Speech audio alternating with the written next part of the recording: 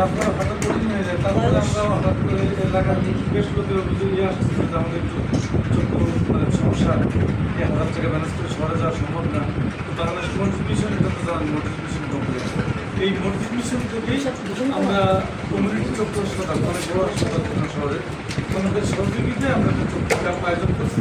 গতবার করছিলাম, আমরা জানেন 42 লোক হয়েছিল, সেখানে 20 টাকা করে নিচ্ছিলাম, এবার কোনো টাকা নেওয়া হবে না। আরও যদি কোনো সহযোগিতা করা লাগে সেটাও করবো, যদি কারো অপারেশন করা লাগে সেখানে আমরা যদি দেখি যে কারো একদম অ্যাবিলিটি নেই, আমরা ফ্রিজের ব্যবস্থা করা হবে। উনি অত্যন্ত স্বনামধন্য ডাক্তার, উনি ম্যানেজার।